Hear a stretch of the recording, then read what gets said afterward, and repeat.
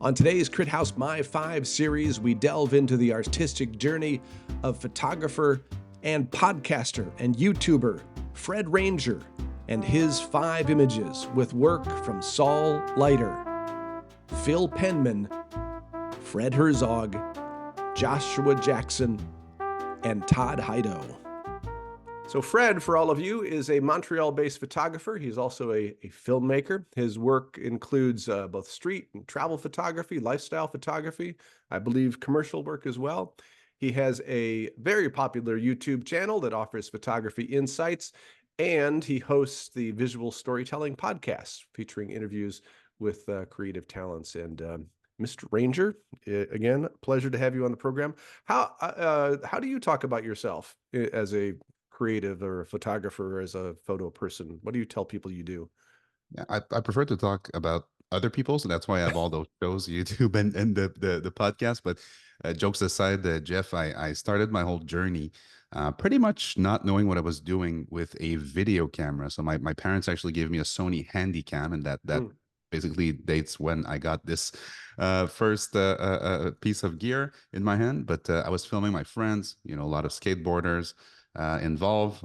It was the 90s. So and I was like, man, this is a powerful tool. I can like capture this scene in front of me, and then I can edit it. I can create something out of it. So I really got the bug there. But then at some point I joined a band, and I think there's a lot of us who are photographers and musicians. And I always had a camera with me. Sometimes it was a very cheap camera. I think my first camera was a Nikon Coolpix, I think they were calling them. But I was documenting when we were going on tour, when we were in the studio. And this is where I really fell in love with still photography. Mhm. It was for me actually even more powerful than motion, than film, because it was a moment in time. And still to this date, 25 years later, I still cannot grab the fact that it's capturing a moment for a fraction of a second, and then it will never come back. But we did capture it on either on film or digital. So for me, that was kind of the start of everything. Then I had a lot of questions because the gear was getting more complicated. So I started a YouTube channel basically to ask questions to the community. But at the end Mm. of the day, it became kind of a guy who was providing more answers and more answers in the community, in the comments, and so on. So build the community there, and then it evolved to the Visual Storytelling Podcast, because how many gear show can you do in a year, right? So at some point it gets old fast. So I wanted to talk about the art and the visual storytelling aspect of what we do, and that's how the show, the Visual Storytelling, came about. So that's pretty much what I do. So very involved, like you said, in street travel and documentary photography. So 5 images you have chosen. Was it hard? What did you do to decide what those 5 images were going to be? I mean, I said decide those things that influenced you creatively, and so what was that process like? I'm looking here because I have probably like 20 books that I'm looking at. And I was like, this is probably the most difficult task that I've been given in the past 5 years. So choose only 5 image that actually had a huge influence on me or that I really appreciate. But yeah, so it was a hard task, but I think I've identified, the most important ones. And still to this date, I look at them and I still have goosebumps when I talk about them or when I look at them. Let's take a look at what those are. So we start with the legendary Saul Leiter in this poignant image. Talk about this and why this is here for you, Fred.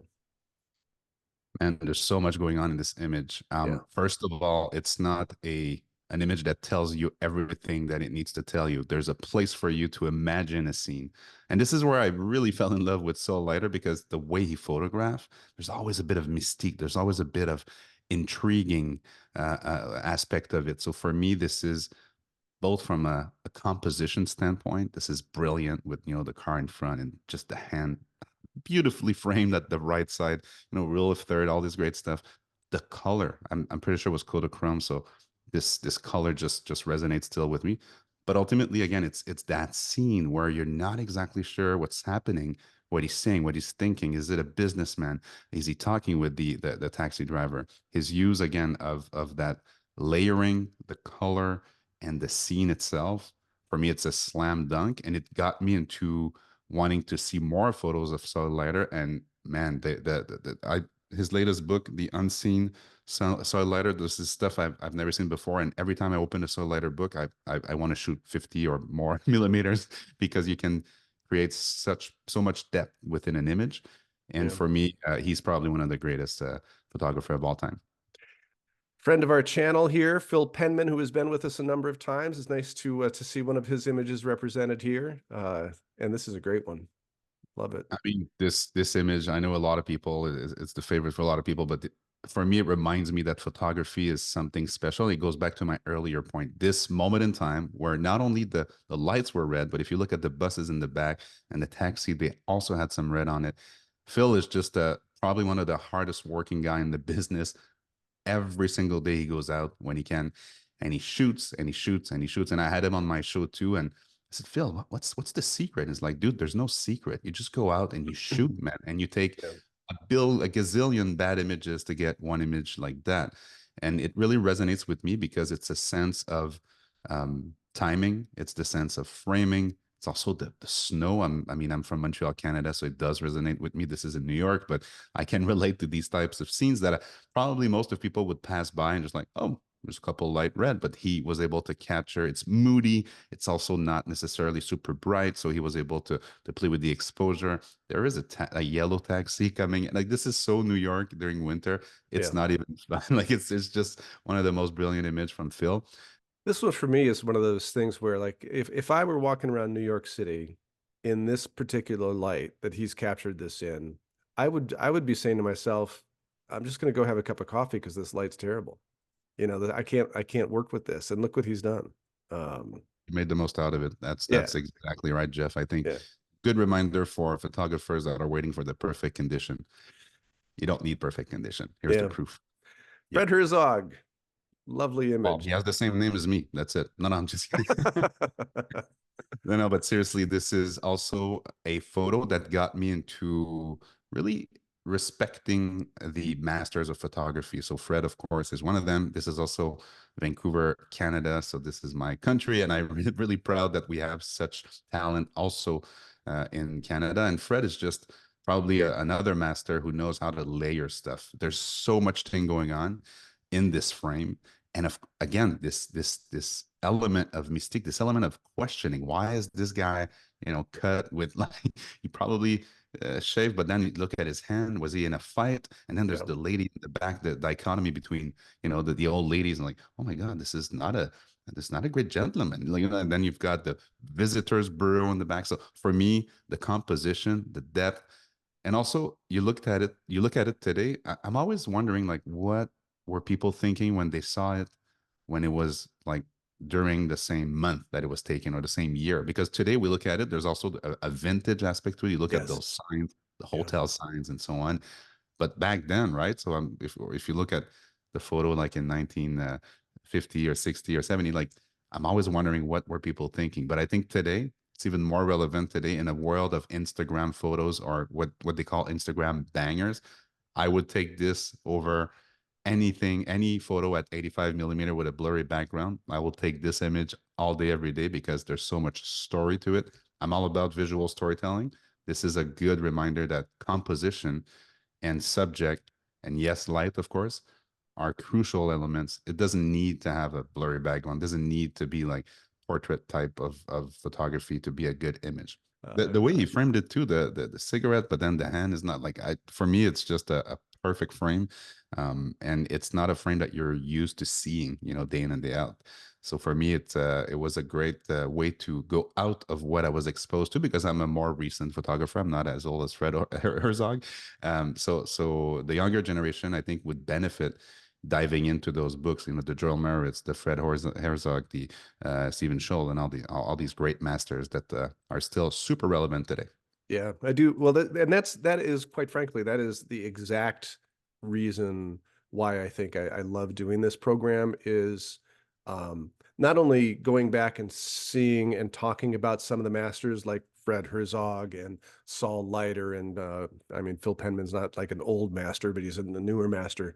But to be able to spend some time, but also to discover some newer photographers that I haven't seen. And if I haven't seen it, I've been doing this for 40 years, then a lot of other people may not have seen it as well. And quite frankly, as as a transition, like I knew very little about Joshua Jackson. So tell us about Mr. Jackson in this image and why this is here for you. Josh is, again, younger photographer, but a master of mood and scene and storytelling. So what he wanted people to feel when they look at an image is accomplished. And for me, it's a mastery of the tones that you see in the background, the colors, but also again that element of mystique. For me, it's a constant throughout the whole thread. Is that you don't exactly know what's happening? Is he calling somebody that's inside? Is he going to the resto, or is he, in the hat, right? So this is something that always works, but when it's well done and when the background is super well positioned, I love the symmetry between the window and the guy that's in front. And there, if you look closely, there's a little thing on the table there that's framed at the bottom right of the photo. So again, this is for me a mastery in terms of visual storytelling, and it's a pleasing image. It makes me feel something, and this is something also that I don't think I've stressed enough. For me, photography is about making people feel something. Mhm. And sometimes, again, if I go back to social media, I will say like, oh, nice image. This is cool. This is great. But when I go to these photos, they make me feel something. They make me question life. They make me question myself. They make me cry. They make me laugh. They make me feel good, feel sad. So for me, that's the purpose of um, visual storytelling and photography. And what Josh is doing, he has a book that I highly recommend called Sleepless in Soho. He basically is in the street of Soho in the UK every night. And a bit like Phil, it's kind of the opposite of Phil. So he captures all these night scenes at in front of restaurants, bars, and reflection. He likes when it rains because it creates some moody scenes also. So I highly recommend if you like this type of images. I think I would say he's a descendant of Saul Leiter, to be honest. Like he has kind of a Yeah. similar approach in the tones and in the composition. It's sort of a combination of your first three photographers of Saul Leiter with the color and Phil Penman with the sort of the dark, the moodiness, and then the timing and the storytelling of Fred Herzog. It seems like you put them all That's three a in nice one with Josh. that's a nice way to put it. I think I'll start using it when I talk about those images moving forward. And then we go what I think is a little bit of a different direction for you with Todd Hido, who is one of my all-time favorite photographers. Yeah, I mean, I we talked about street a lot, but the travel photography or the aspirational photography or the meditative photography, that's also an aspect of me that I'm trying to do more and more. If you look at my work, it's more along the lines of the other guys. I'm not saying that I'm as good as the other guys, but it's more towards the Yeah. composition style and so on.